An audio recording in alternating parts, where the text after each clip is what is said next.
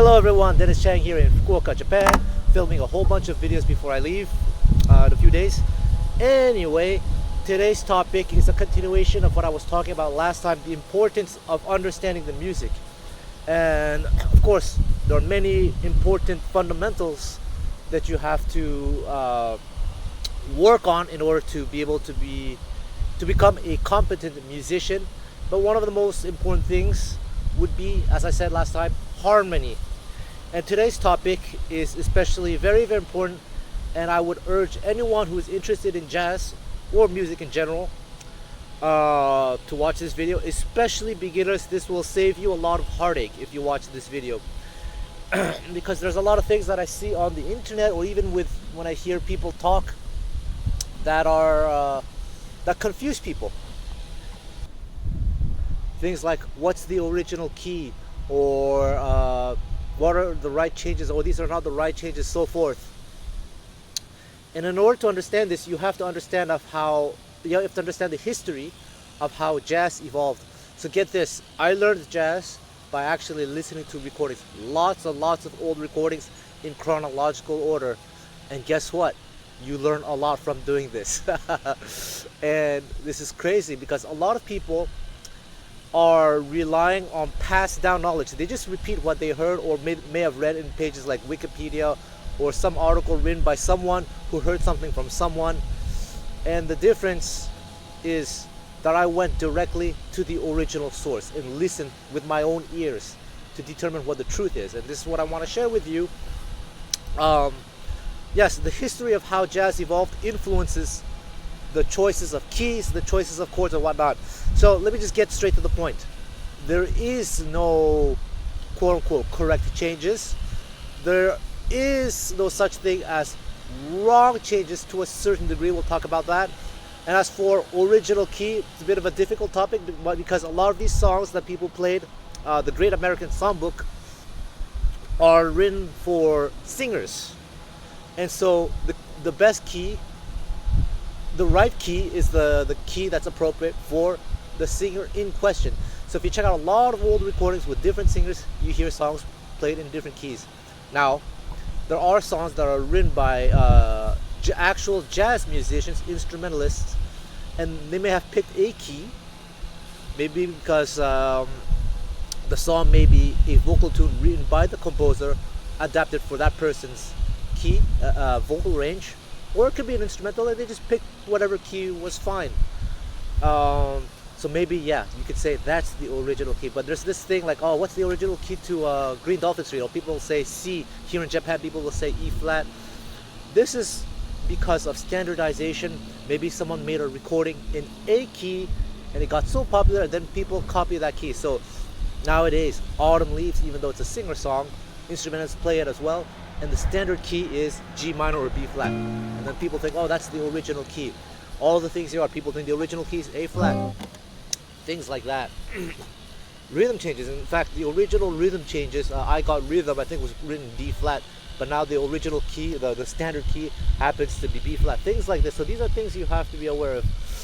And then another thing, this is not a history lesson, but I'll just briefly mention that a lot of the songs that people play in jazz music, standards, were popular songs of the day.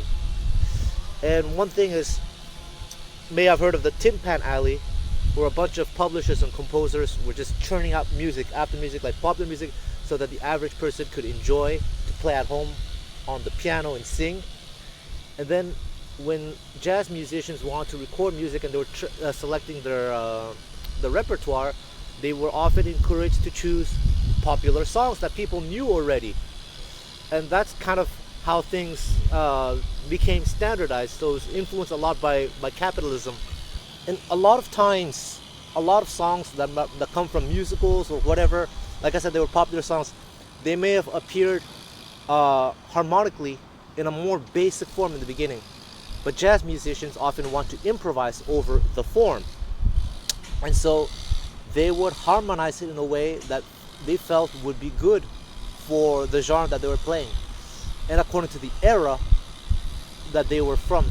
Because in those days, jazz harmony, the way we have it today, the way it's taught, explained in music schools didn't exist. In those days, harmony was just harmony, Western harmony, taught from the classical perspective of the day. And so, if you check out a song like "I Can't Give You Anything But Love," early jazz recordings are very, very simple. Something like, as simple as this: "I can't give you anything but love."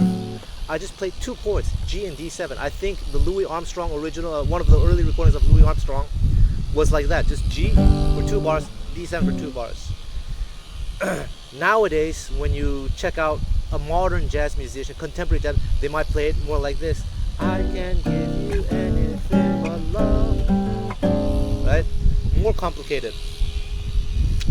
And this is because of the history, the evolution of harmony. As time moved forward, people had more time to experiment, discover new things with voice leading and all that stuff, things that I was talking about last time. So watch that video as well. And so basically, the correct changes are the changes that you feel would be good for your performance, for your own individual tastes. And to a certain extent, there are no rules. As long as the harmony fits the melody, it's acceptable.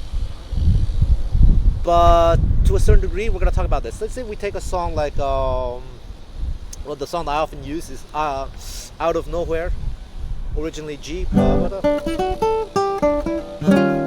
flat 9. But what if I did this? What if I harmonized every single note of the melody? And I'm just going to come up with something.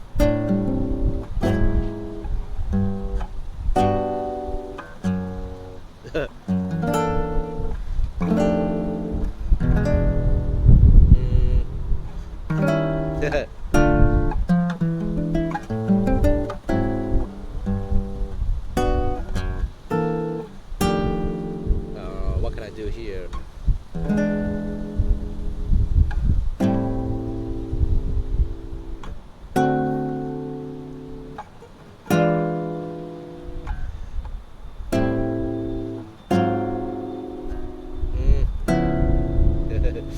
Ooh.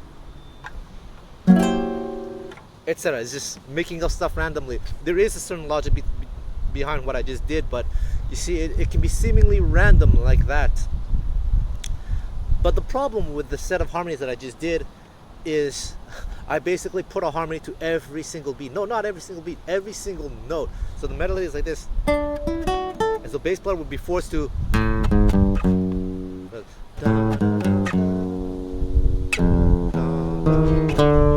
I would have to do something like that. You're kind of trapped. So the more harmonies you put, like you fit into a measure, the harder it is then to be an improvising musician when it comes time to improvise. So often you have to leave a little bit more space in a jazz context, but you can reharmonize it any way you want. Let me just see. Let's do something else.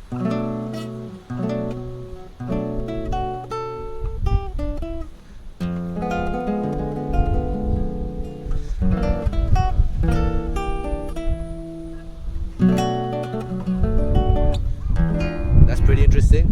Now we're in the key of B minor.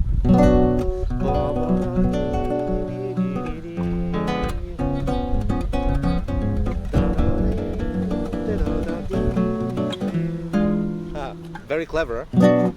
Yeah, that will work. And then you can solo over that.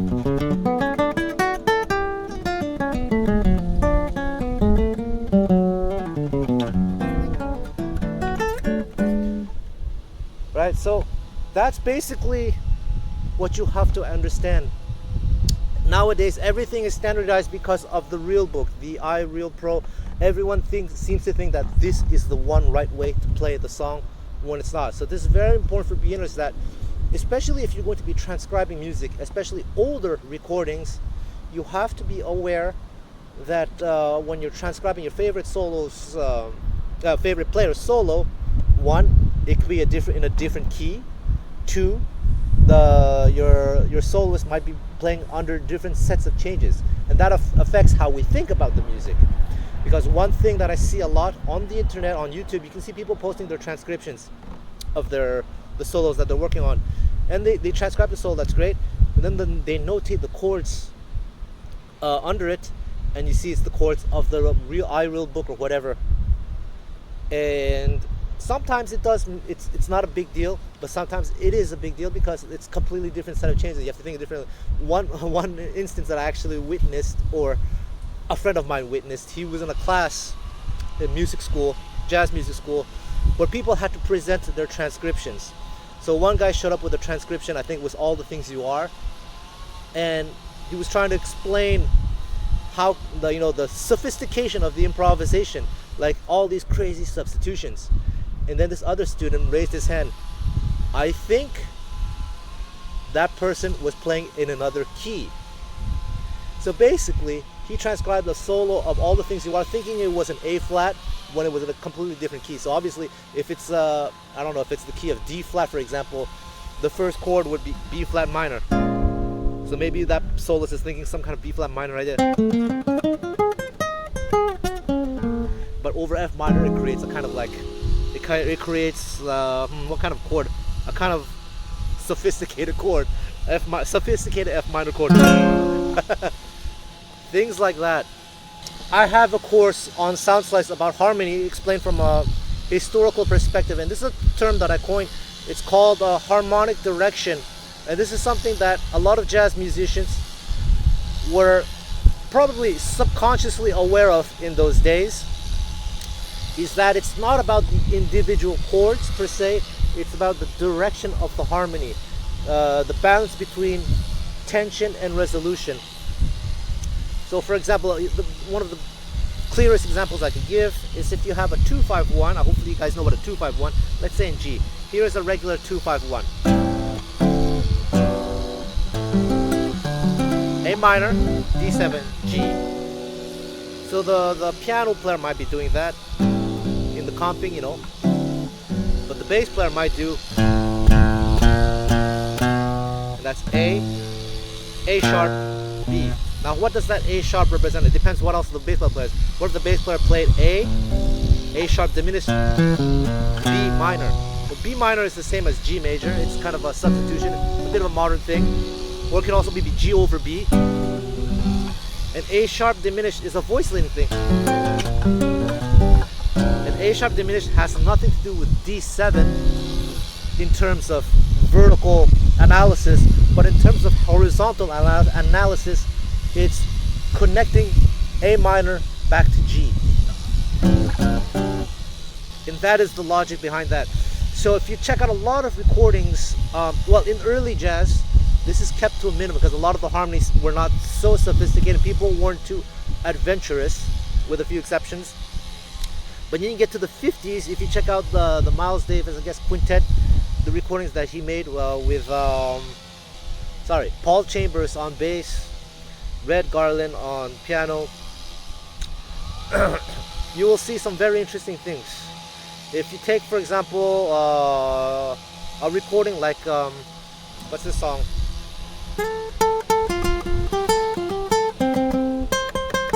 If I Were Belle. Now, the real book says G7. Now, if you check out the original, I think it comes from a Broadway show. If you check out the original Broadway performance, has completely different changes. But jazz musicians decided nowadays to do it G7, C, F, A minor 7, D7. But check out that Miles Davis recording. Every chorus has slightly different changes. And sometimes the bass player is not playing what the pianist is playing, or maybe the soloist is something completely different. They all have an idea of where the tension is and where to resolve though. So basically, if you had to make a chart of the Miles Davis recording of If I Were Belle, or just about any other song, every chorus will be completely different.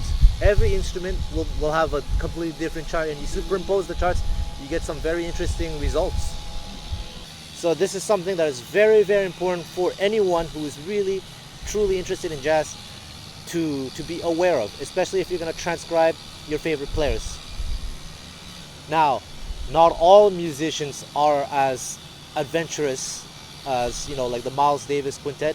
Some are more conservative. You'll find everything. It's just important to be aware of this thing. So now what I want to do for you is perform a few different versions of Desafinado based on early recordings. It might not be 100% exact. Like for example, Joao Gilberto played it in different keys. I think there was one in E, one in E flat, I believe. And I think the one that jazz musicians play today was popularized by Stan Getz recording.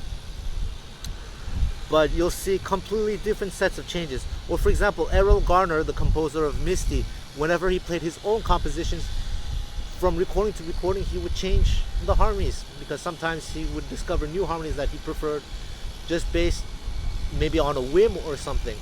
So be aware of this, that harmony is actually quite flexible, quite malleable. Another one is Honeysuckle Rose by Fats Waller. He composed that tune. He recorded a number of times with slightly different variations and changes. So it's all very, very interesting. So check out my course on Sound Slice, or you can check out my book on harmony. It's on Amazon. You'll find the link in the description area. So I'll play this Jovim tune for you, and you will have basic chart in the key of F, aligned with the performance, to show you how different things can be.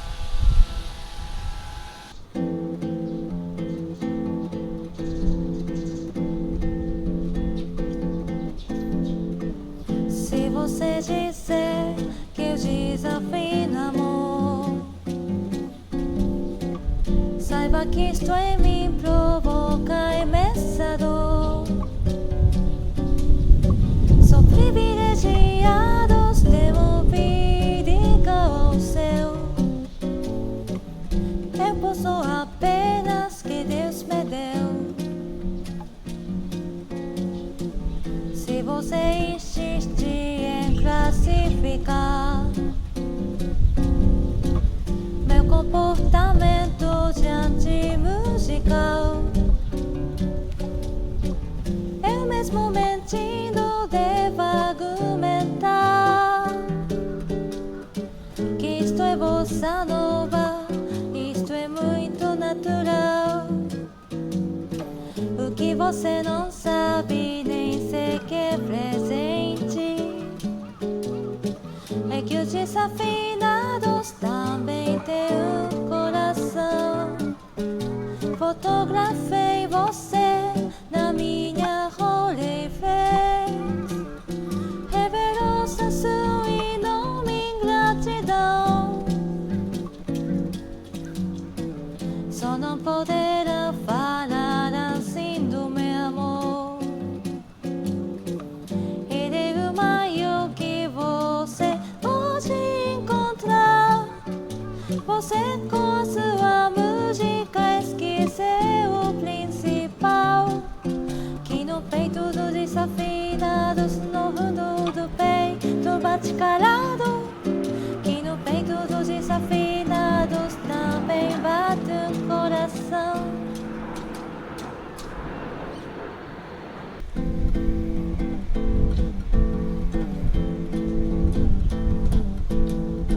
Se você disser que eu desafino amor, saiba que isto em mim provoca imensa dor. Sou privilegiados, temo vida igual ao seu.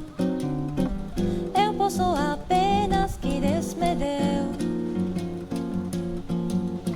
Se você insiste em classificar meu comportamento diante musical, eu mesmo mentindo devo argumentar que isto é bossa nova, isto é muito natural. O que você não sabe nem sequer presente é que os desafinados também têm um coração. Fotografei você na minha Rolleiflex, revelou sua enorme ingratidão. Só não poderá falar assim do meu amor. Ele é o maior que você pode encontrar.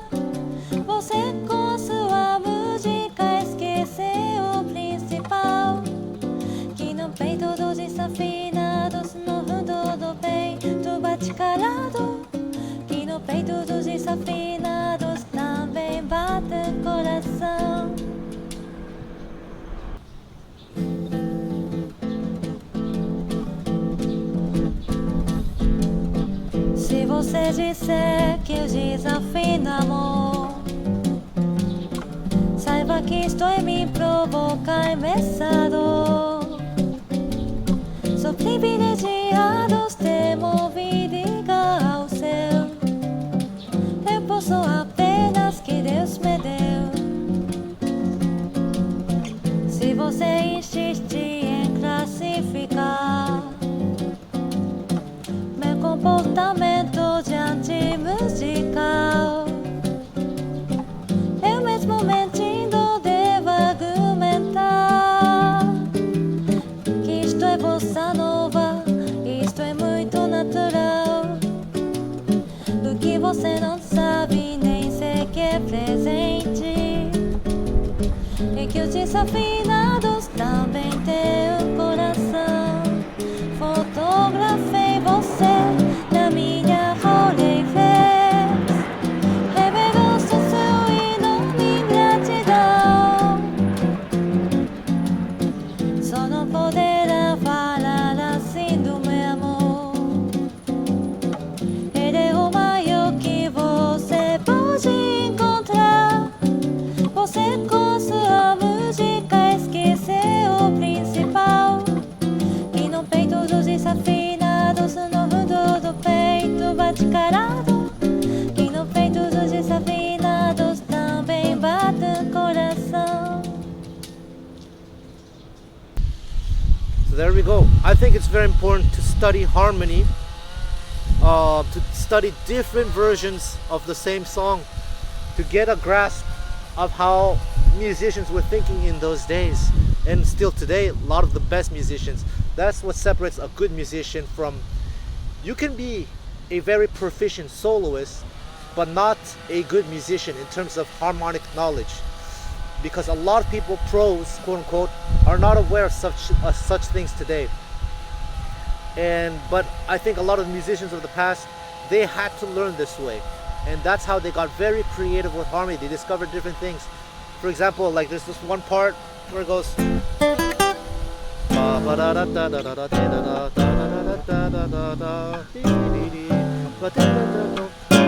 D minor.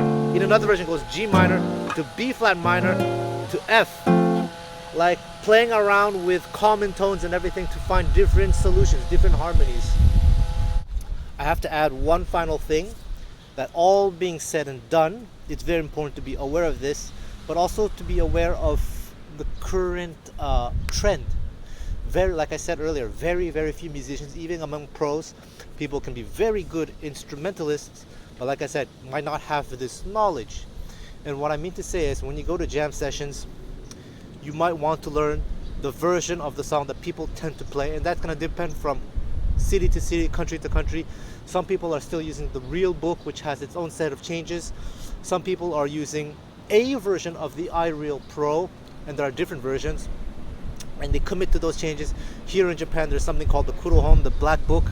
It's written by a Japanese musician who standardized the changes for a lot of standards. Like at the end of Fly Me to the Moon in Japan, if you play in the key of, I don't know, G. In other words, please be true. That's what they do. Then instead of D7, they go for A sharp diminished. One of the examples I talked about earlier. Or songs like Love for Sale, where the first few chords can be completely different depending on who you ask. Things like this. So it's good to be aware of such things. So the standards that are played all the time tend to have more or less the same changes, but there's some, I wouldn't say obscure, but songs that are not played as often, like Love for Sale. Another one that's nice is September in the Rain, depending on who you ask or depending on which version of the fake book you have. You might have completely different sets of changes. So just be very aware of this. And just being aware of this is already a very good thing, because like I said, very few people are aware of this. So hopefully this video can change the trend a little bit. If not, it's okay.